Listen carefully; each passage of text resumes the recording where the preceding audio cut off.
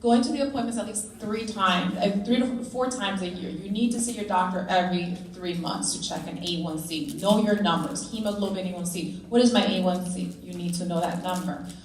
Going to your eye specialist to look at your eyes, to look for something called retinopathy or bleeding behind your eyes. Keep that appointment, and you need to go at least once a year. And your foot exams. You know, when you're younger, just make sure you look at your feet. Don't walk barefoot. Make sure there's no cuts, but looking at your feet. Those are the main things. Asking your doctor to check for protein in urine. But you need to be aware of what are the complications of diabetes and what am I supposed to screen for. And the events, there are events. I mean, I know that the resources and everything, I am 100%. You know where I have a problem? With insurance is not covering insulin and not covering the pump. That's where the problem is. Really, that's where the problem is. And in general, you're mentioning about insulin right now, it's sad. It's sad. I've worked in every single population. I don't care how much money you made once you retire, your resources, like in the average middle class, doesn't matter if you're black, white, Latino, whatever race, people have, for the most part, less resources after retirement. Now I'm talking about the type 2, but I'm mentioning the insulin situation. We have a very big problem with insulin. I know people are like really making their insulin last. 60-year-old, 70-year-old people that work their entire lives as officers, as teachers, people that work hard working, they don't have money to cover their insulin now. And this is across the board. It's not even limited to type 1, it's also type 2 patients. And that is absolutely sad. I mean, I try to give out samples, there's just not enough samples. Insulin costs about $700, $800. That's ridiculous. That should not be the case. And that's, I'm telling you, yes, minorities are affected definitely more, 100%, but it's everyone. It's everyone right now. Because I don't care, you must have a lot of money to spend $700 a month on insulin. This is why they need to go to Indianapolis and protest, because at the end of the day, insulin is life in this world. Insulin, so when you mention insulin, it's something that everyone, because I deal with this all the time, trying to get a prior auth, trying to get this and that. So that's really, and another thing so coverage, another way of increasing your voice is actually calling the insurance. Just call them, nag them. Your doctor is calling, believe it or not. There are some programs that we have that we try to call them. But if you call them as well, believe it or not, that's going to help. And that's where I do feel that minorities need to call a little bit more, but we sometimes don't know that we can do that. We think, okay, the doctor said it's not covered, that's it. No, you can actually call, it helps. And also, I think there's some pharmaceuticals here, but if you call the company directly, sometimes they work something out with you, and they'll mail it to your doctor's office, and then your doctor can give it to you. That's something that I learned from my other patient. I wasn't aware of that. That's something that we can also do as well. So trying to make our voices heard, going to your doctor's appointments, and definitely I think at a government level we have to lobby for a better cost for all medications, but specifically for insulin. If you go under beyondtype1.org and you look under access, there's ways to, if you need help talking to your insurance company, if you need help getting insulin, we've got some resources there, but no doubt there's a lot of work to do around access. Around access, yes. For sure. Sorry, let's pass. All these beeping. Adrenaline going, what you got? Where the Dr. Maria, I'll be honest, I've neglected my doctoral support. It's like a story I don't want to get into right now, but definitely. It's funny, talking about burnout, I think 2 weeks ago, I was just really burnt out. You know, my go-to is always food, you know, binge eating, not caring, I don't care, you know, rebellious. I went to a meetup, you know, my friends I usually see, and it was like, I was, you know, making the video and I'm like, parentheses, cure to burnout. You know, if you think about it, it's really powerful. You know, if you're in college, you're in school, and you just got a pump or you just got diagnosed, you're not gonna go, hey Dave, you know, I'm trying to get my basals right. He's like, what are you talking about? You know, we're talking about girls or a teacher, you know. So it's important whether, you know, you're an introvert, extrovert, introvert. Social media, use that, you know, put yourself out to the world, be vulnerable, engage with those people, and then get outside your comfort zone by going to the meetups, you know, quality people, you know, you can meet a bunch of diabetics, I don't care, but it's being a product of your environment, like talking about meal prep and everything. It's really a cure to burnout. You know, we need that as support, and that's how I see it. Okay, can I just because I had a point to add, or maybe add or something or whatever, because you mentioned not making doctor's appointments. Now in America, that's obviously, you know, a conversation in itself. I mean, because, you know, folks have 3 jobs and all of this, and, you know, it's different. In Africa, Uganda, Kenya, and all of this, the folks that we, SNF works with, we've had to, and this is why I say it's very important to engage with the local partners, because then you get a sense of what needs to be done. Because these children live far. You set up clinics, you think that's enough. No. They have to decide, their parent has to decide whether to feed the family of 6 or walk this child 6 miles to go to the clinic. So there's just a multitude, a multi-tiered issue of just getting to clinic. Again, it comes down to socioeconomics.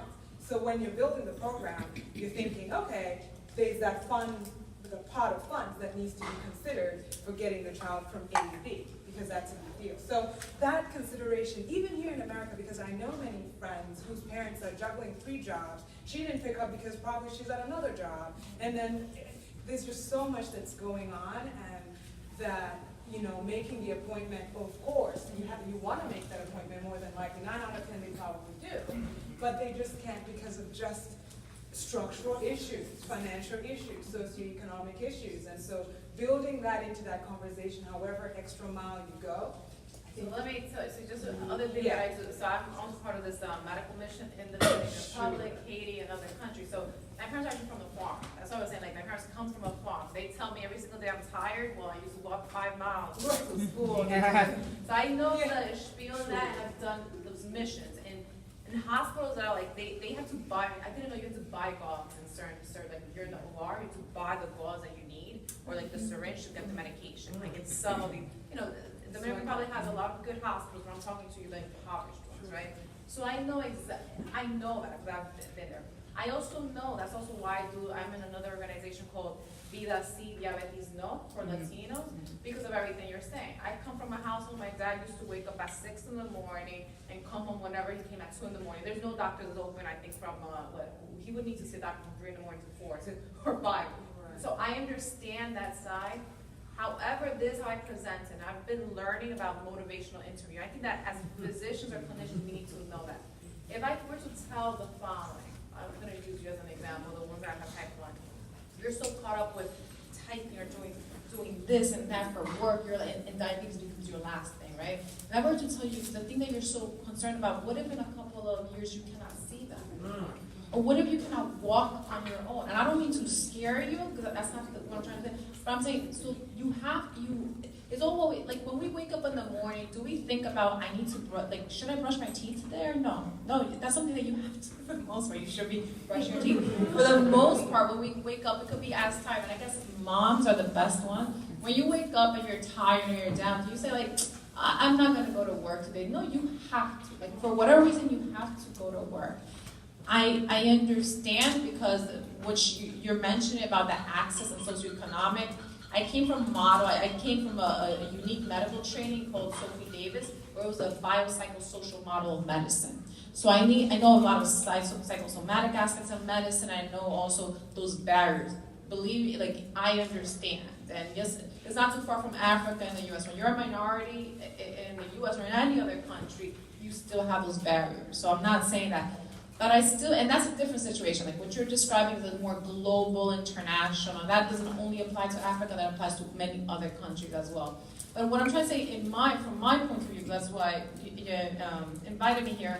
Here, I think we have to take advantage of our rights, right? I think there's just external family leave or medical leave. I know I signed some forms for some patient where they're FMLA, where you're supposed to have you're given permission, your doctor has to fill out the form, but you're given permission to make it to your appointment. So that's one thing.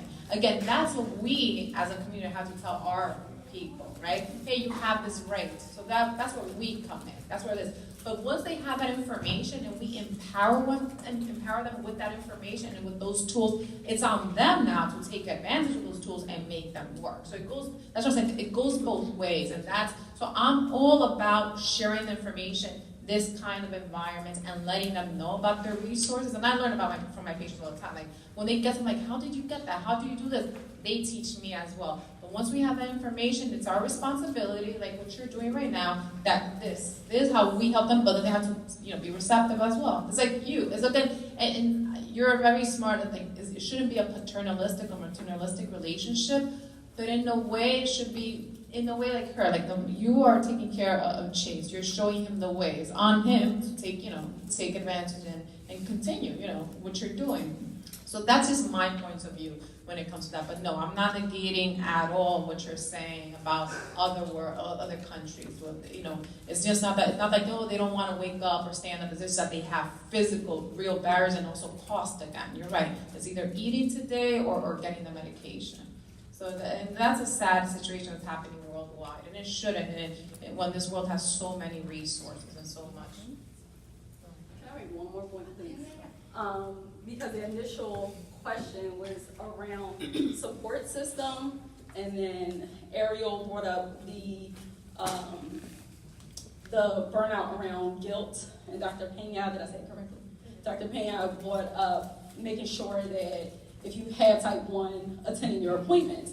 And it made me think back to Chase had an endocrinology appointment back in July, and I started a new job in July. So I reached out to my brother, who's very much involved in Chase's care, like every single day. So I asked him if he could take Chase to his endocrinology appointment. Usually I'm taking him every 3 months. I'm there, literally I called CHOP. We go to Children's Hospital in Philadelphia. I called CHOP, or we might as well get an apartment there because we're just always there. And I saw a meme on Instagram once that said that for teachers, it's more work to prepare for calling out or being sick because you have to prep all of this stuff for a substitute teacher, which is the same thing when prepping someone else to take your child to an endocrinology appointment. Because I'm literally trying to think of, okay, what are all the questions I have? What are all the concerns I have? Why was his blood sugar high on this day? What do I want them to know? So I literally sent my brother to this appointment with 2 pages of notes, on top of the fact that he already knows about everything that's happening with Chase.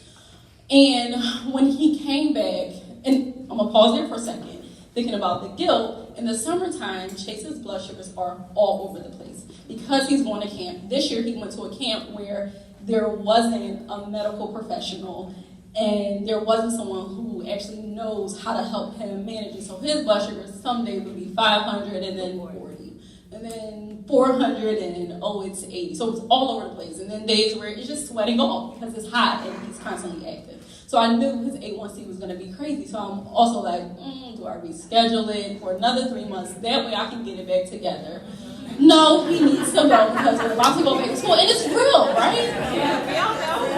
So when my brother reported back, after taking him to the appointment, he's sharing notes from the doctor and then the doctor's supervisor, I don't know what they're called.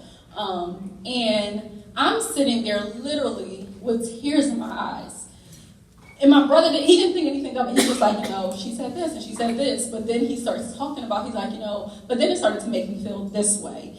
And you're right, Dr. Pena. There's so many amazing doctors out there. Chase's first endocrinologist, Dr. Lord, amazing.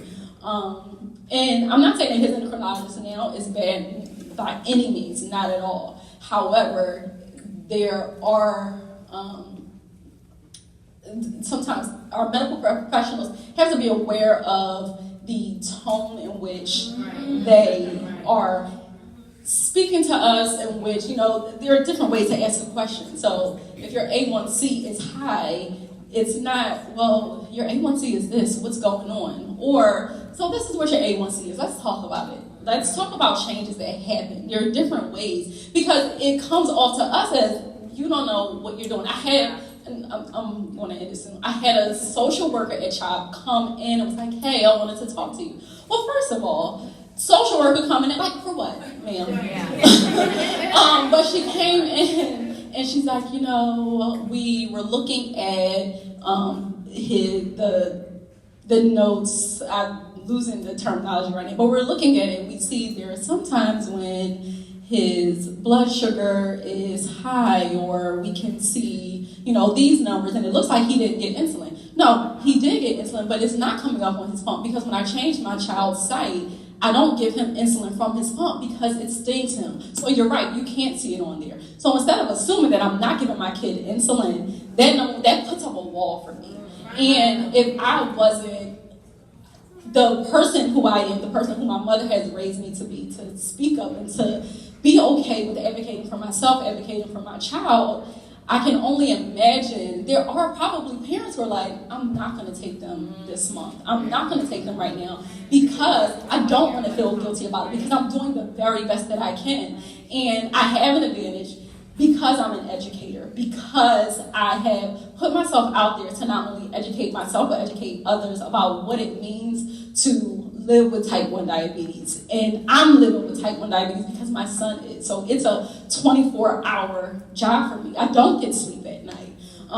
So I wanted to just kind of combine the two themes of what you said about the guilt, and then also about like just showing up for your appointments. And when you show up for your appointments and you feel guilty, saying like, okay, first of all, back up, because you're right. My blood sugar was low this night, and no, I didn't feel like getting up to give myself insulin. I have slept through his alarm, and anybody that has a Dexcom knows, like, those alarms are loud as I don't know what. And there's some nights when I'm so exhausted, and my 6-year-old daughter will come in my room like, his alarm is going off. So, you know, just speaking up for yourself, for your child, for whomever you are taking care of, and not being afraid to go to those appointments and saying, listen, my A1C may be high this month, but we'll figure it out together, but you're not going to make me feel guilty about it. Lance, okay. Not to act like I want to be you're at 100, like, I agree with you. I agree with you, and that's also part of the reason why I wanted to go into medicine. Remember, that's the first thing you guys asked. Why do you want? Because of that, because I wanted to be relatable to patients, right? And I want to be, you know, there's certain things that people recommend. I never recommend to a patient something that I can't adhere to. Like, going to sleep on time, I try. Like, if I can manage to be in bed by midnight, that's like a win for me. So, like, things like that. So I also do obesity medicine. So what you're talking about is the terminology. And I'll be very honest. Everything now has become a customer service thing. If you're not getting that from your physician, find someone else. I know it sounds whatever. Keep it moving and find someone else, because this is your life.